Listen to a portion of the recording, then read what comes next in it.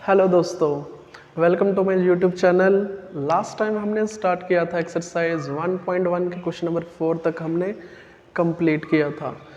तो आज हम कंप्लीट करेंगे एक्सरसाइज 1.1 का last question, that is exercise 1.1 का last question, question number 5। Question number 5 में हमें सिंपल वाले क्वेश्चन को समझना पड़ेगा कि क्वेश्चन में क्या लिखा हुआ है। ठीक है, जिस तरह हमने लास्ट क्वेश्चन किया था स्क्वायर का, इसमें क्यूब होगा। ठीक है, पहले समझने के लिए थोड़ा सा इसको देख लो। क्यूब ऑफ क्वेश्चन की लैंग्वेज है। ठीक है, cube of any positive integer is of the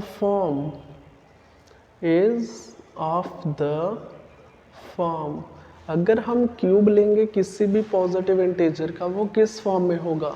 या तो 9m की फॉर्म में होगा, या 9m + 1 की फॉर्म में होगा, और 9m + 8 की फॉर्म में होगा। ठीक है, इसमें m कोई भी पॉजिटिव इंटीजर है। Okay, come to the solution. इसमें देखो, हमें क्यूब किसी भी पॉजिटिव इंटीजर का बताना है कि वो किस फॉर्म में होगा। या तो 9m की फॉर्म में होगा, या तो 9m + 1 की फॉर्म में होगा, या 9m + 8 की फॉर्म में होगा। वही सेम चीज़ हम यूज़ करेंगे Euclid division lemma. Okay, let करेंगे A B any positive integer, जैसे हम लास्ट क्वेश्चन में करते आए हैं। ठीक है, let a B any positive integer and अभी हम सुनो, आप बोलोगे कि सर हम b को 9 अज्यूम करते हैं। अगर हम b को 9 अज्यूम करेंगे तो रिमाइंडर की वैल्यूज कितनी आएंगी? 0 से लेकर 8 तक। वो काफ़ी लेंथी हो जाएगा। इस क्वेश्चन में भी सिंपल आप अज्यूम करो कि b का वैल्यू 3। हिंट कैसे मिलेगा? 3 का स्क्वायर 9, तो आप अज्यूम कर लो b का वैल्यू कितना? 3। ठीक है, ओके। तो then using Euclid division lemma, तो क्या होगा? सुनो, हमारे पास एक स्टेटमेंट बनेगा, that is a equals to what is b? b हमारे पास 3 है। ठीक है, 3 × q प्लस में r। ओके, मैंने आपको बता रखा है already, q is any integer, और इसमें हम इसको क्वोशंट भी बोलते हैं। ठीक है, तो हम q को हमेशा ग्रेटर देन इक्वल टू 0 मानते हैं, और रिमाइंडर हमारे पास कितना आएगा? r का वैल्यू हमेशा 3 से कम और हमेशा 0 या 0 से ज़्यादा। ठीक है, ये तो था यूक्लिड डिवीजन लेमा की सिंपल स्टेटमेंट जो हमने अप्लाई की 2 इंटीजर्स के ऊपर, that is a and b के ऊपर। ओके, a और b के ऊपर। नेक्स्ट सिंपल याद रखो कि अब हमारे पास पॉसिबल वैल्यूज r की कितनी होंगी? 0, 1, 2। कहाँ से पता चला? r <3, दैट इज 3 को इंक्लूड नहीं करेंगे, तो इसे हम जल्दी से लिखेंगे। ठीक है, पॉसिबल वैल्यूज ऑफ और क्या होंगी? 0, 1, 2। सिंपल। ठीक है, अभी हम क्या करेंगे? r 3 केसेस बनेंगे, when r = 0, when r = 1 and when r = 2। इसको आप यहीं पे 3 केसेस बना सकते हैं। ठीक है, ओके, सिंपल लिखो, व्हेन r = 0, तो हमारी ये इक्वेशन क्या बनेगी? a वाली इक्वेशन। ये इक्वेशन हमारी क्या बनेगी? जब हम r को 1 पुट करेंगे, जब हम r की वैल्यू 1 सब्स्टिट्यूट करेंगे क्या होगा? और जब हम r की वैल्यू 2 सब्स्टिट्यूट करेंगे तो क्या होगा? ठीक है, करो जल्दी से सब्स्टिट्यूट, चेक करो क्या बनेगा यहाँ पे। a = 3 टाइम्स q प्लस में 0, तो इसको हम 3 टाइम्स q बोल सकते हैं। प्लस 0 करेंगे उसका कोई वैल्यू नहीं होता। अब सुनो, हमें क्वेश्चन पे चेक करो, हमें क्यूब चाहिए। जो हमने पॉजिटिव इंटीजर ए को माना ना, उसका हमें क्यूब चाहिए। ठीक है, क्यूब कैसे करेंगे? सिंपल लिखो, क्यूबिंग बोथ साइड्स। क्या कर दो? Cubing both sides. ये हमें हिंट कहाँ से मिला? ये हमें क्वेश्चन से हिंट मिला। ठीक है, कि हमें क्यूब करना है। क्यूबिंग बोथ साइड्स जल्दी से कर लो इसको। A cube equals to 3 times Q का होल क्यूब। कितना बनेगा? 3 3 का 9 3 का 27 क्यूब। बट क्वेश्चन में देखो, हम जो भी करेंगे अकॉर्डिंग टू क्वेश्चन करेंगे। हमें क्वेश्चन में 9m चाहिए, यहाँ पे कितना है? 27। हम ट्राई करेंगे यहाँ से 9 को कॉमन लेने की। क्या कॉमन लेंगे? 9 को। हमें हिंट क्वेश्चन से मिलेगा।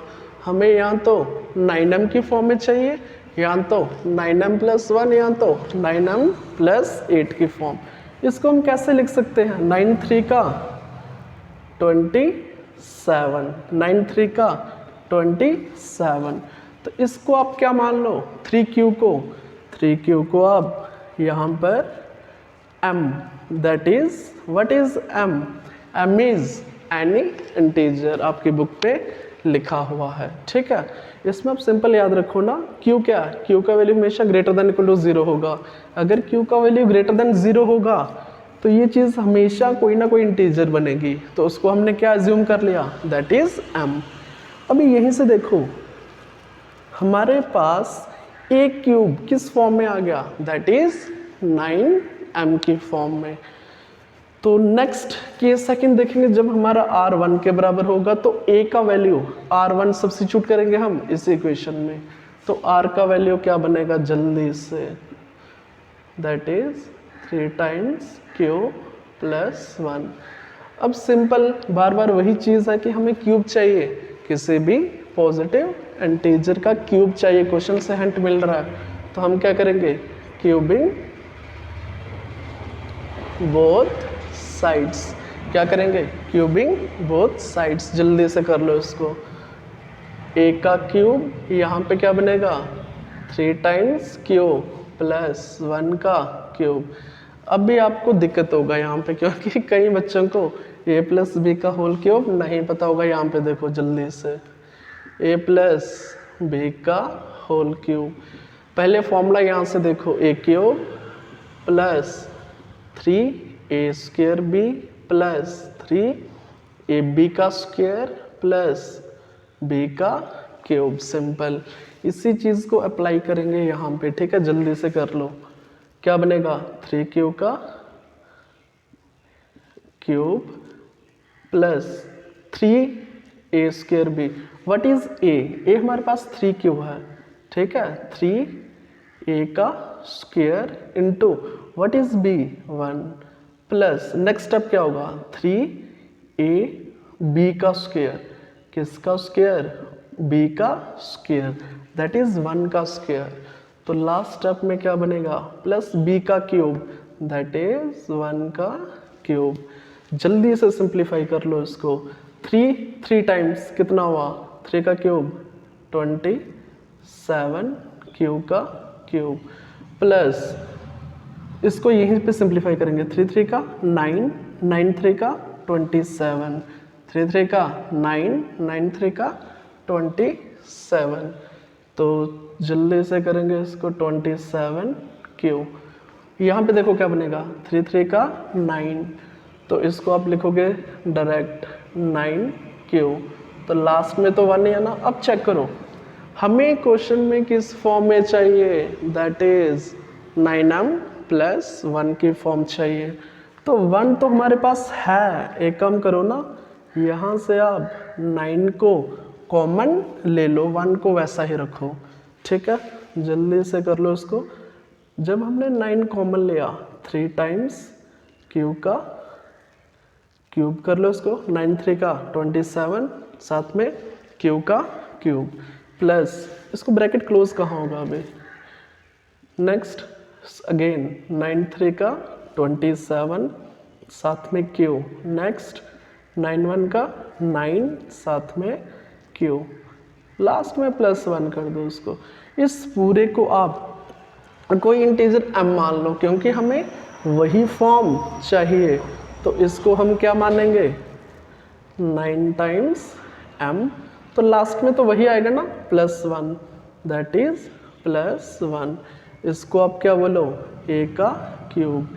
यही तो हमें करना था, ये था हमारा सेकंड केस, ठीक है, केस फर्स्ट, केस सेकंड, और come to the case third, जब हमारा r कितना होगा, तो इसको आप फॉर्मूला को मिटा लो, ठीक है, आप इसको कॉपी पे कहीं साइड पे लिख सकते हो। जब हमारा हमने r का वैल्यू 2 पुट किया, अब थोड़ा जल्दी में करेंगे, ठीक है, +2, तो डायरेक्ट लगा दो क्यूबिंग बोथ साइड्स। क्यों? क्योंकि हमें क्वेश्चन से पता है, ठीक है, क्यूबिंग बोथ साइड्स क्या होगा, a क्यूब, डायरेक्ट कर दो।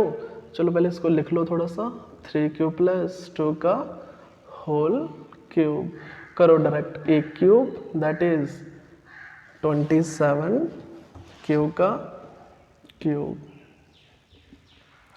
+3 a² b, a कितना है 3 टाइम्स क्यू, उसका स्क्वायर, एंड साथ में b कितना है, b 2 है, ठीक है।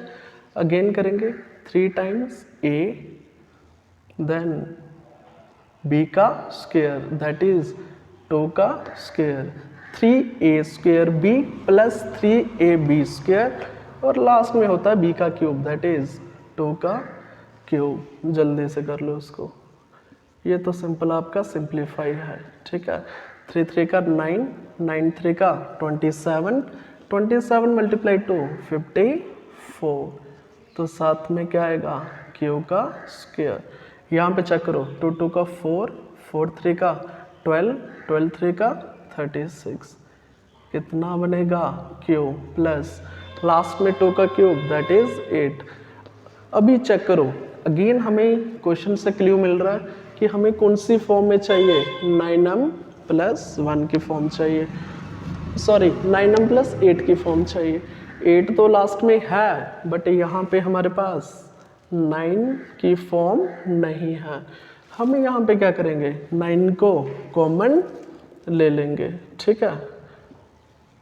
यहाँ पे बनेगा 3q का क्यूब +9 6 का 54 क्यू का स्क्वायर +9 4 का 36, साथ में क्यू आएगा और लास्ट में +8। ओके, यहाँ तक क्लियर।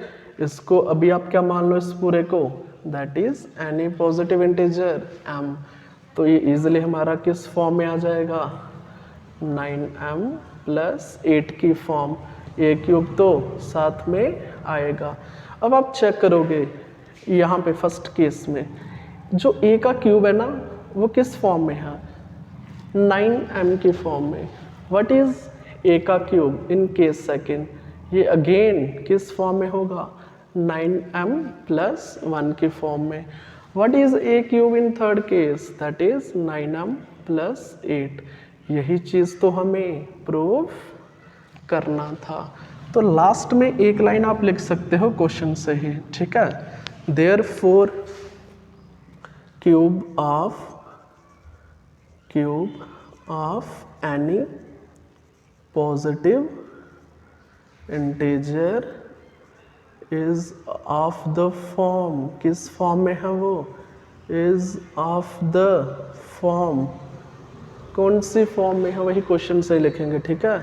9m, 9m + 1 और 9m + 8, इजीली हमने कर लिया क्वेश्चन नंबर 5। इसी से हमारा कंप्लीट हुआ क्या, एक्सरसाइज 1.1 कंप्लीट हुआ, ठीक है। अभी जल्दी से थोड़ा सा प्रोसीड करेंगे एक्सरसाइज 1.2 के ऊपर, ठीक है। अगर आप 1.2 को देखेंगे तो उसमें हमें सबसे पहले एक थ्योरम आता है, that is fundamental theorem of arithmetic, fundamental theorem of arithmetic. उसको भी थोड़ा सा देखेंगे कि वो कैसे इस्तेमाल करते हैं हम, ठीक है, फंडामेंटल थ्योरम ऑफ अर्थमेटिक को।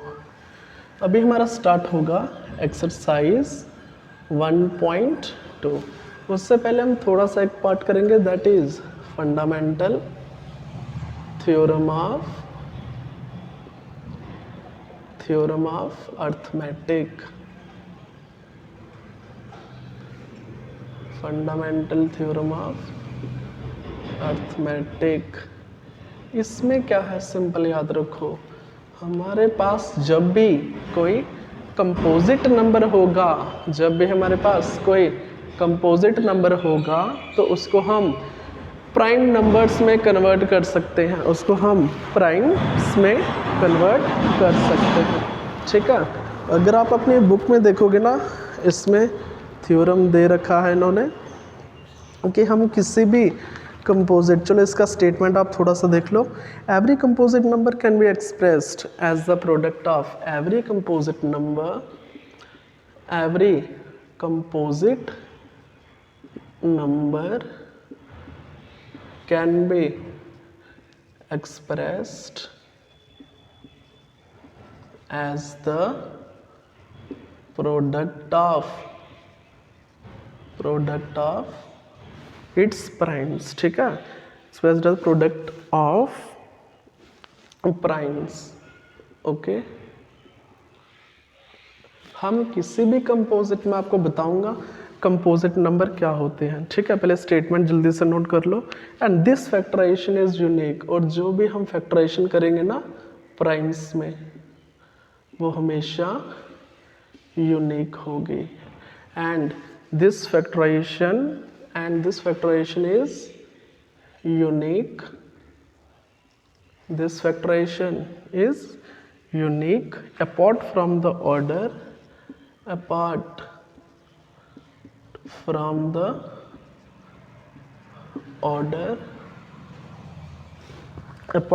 order in which the prime factors occur, in which the prime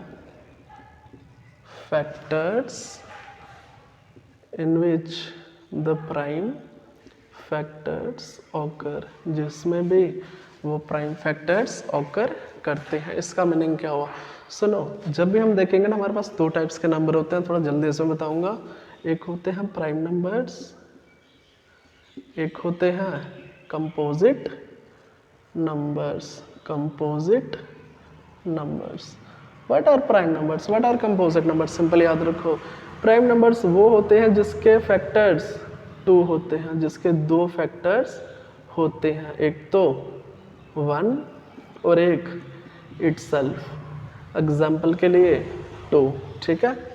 उसी तरह अगर हम पूछें कंपोजिट नंबर्स कौन से होते हैं, जिसके फैक्टर 2 से ज़्यादा होंगे, जिसके फैक्टर ग्रेटर देन 2 होंगे, ठीक है, जिसके फैक्टर 2 से ज़्यादा होंगे, ठीक है, जिसके, दैट इसको आप लिख ही लो, मोर देन 2 फैक्टर्स,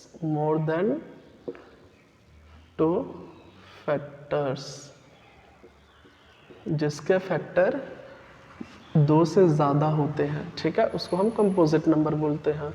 एग्जाम्पल के लिए आप सिंपल कुछ भी ले सकते हो, जैसे मैंने ले लिया 6 इज ए कंपोजिट नंबर। कैसे? अगर आप इसके फैक्टर चेक करोगे ना, 1 तो होगा ही, 2 से भी होता ही, 3 से भी होता है, 3 2 का 6, एंड लास्ट में 6 से भी होगा। देखो इसके फैक्टर कितने हैं, 1 2 3 4। इसके अगर आप 2 के देखोगे तो इसके फैक्टर सिर्फ 1 और 2, जो कि इटसेल्फ अपने आप में ही, ठीक है, इसके 2 ही फैक्टर होते हैं। यही चीज़ हमें यहाँ पे करनी है कि हर एक कंपोजिट नंबर किस फॉर्म में होगा, can be expressed as the product of primes, and जो भी इसकी फैक्टराइजेशन, जो भी इसके फैक्टर्स होंगे वो यूनिक होंगे। देखो ना, वो फैक्टर्स क्या होंगे, यूनिक होंगे, apart from the order in which the prime factors occur. Simple, ठीक है। ये तो था आपको समझाने के लिए कंपोजिट नंबर क्या होते हैं, जिसके फैक्टर मोर देन 2 होते हैं, जिसके फैक्टर 2 से ज़्यादा होते हैं, ठीक है, ओके। अब हम सिंपल इसी थ्योरम का प्रूफ देखेंगे, ठीक है। अगर हम बोलें कि in general form, in general, अगर हम बोलते हैं कि x कोई composite number, in general let x be a composite number, अगर हम मानते हैं कि x क्या है, एनी कंपोजिट नंबर, अगर हमारे पास x कोई कंपोजिट नंबर है तो अकॉर्डिंग टू थ्योरम, थ्योरम हमें क्या बताते हैं कि हम इसको एक्सप्रेस कर सकते हैं प्रोडक्ट ऑफ प्राइम्स, हम इसी x को एक्सप्रेस कर सकते हैं प्रोडक्ट ऑफ प्राइम्स। इसका मीनिंग क्या हुआ, प्राइम्स कुछ ना कुछ तो होंगे, let P1 P2 P3 dot dot dot up to Pn, ये सारे प्रोडक्ट में होंगे, ये सारे प्रोडक्ट में होंगे।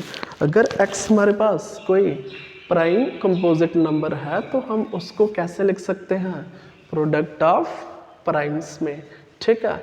ये तो ठीक है, और साथ में लिखा हुआ है किस ऑर्डर में, वो हमेशा डिसेंडिंग ऑर्डर में होंगे, सच दैट आप लिख सकते हो, सच दैट ये हमेशा P1 less than equal to P2 होगा, less than equal to P3 होगा, dot dot dot less than equal to Pn होगा, ये कुछ इस ऑर्डर में होगा, ठीक है।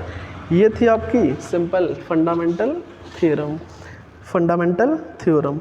अगर इसी को, अगर आपने इसी को, सॉरी ये आपका असेंडिंग ऑर्डर में, ठीक है, आप देखोगे ना P1 छोटा है P2, दैट इज जब भी डिक्रीज, सॉरी छोटे से बड़ा नंबर आता है ना उसको हम असेंडिंग ऑर्डर में बोलते हैं, ठीक है। इसी को हम with the help of example समझेंगे। लेट अस सपोज हमारे पास कोई एक कंपोजिट नंबर है, दैट इज कुछ भी ले लो, हमने ले लिया लेट अस सपोज 54, ठीक है। हमें 54 को कंपोजिट नंबर के फैक्टर्स निकालने हैं, ठीक है। तो इसके हम कैसे निकालेंगे, यहीं पे देखो, ठीक है।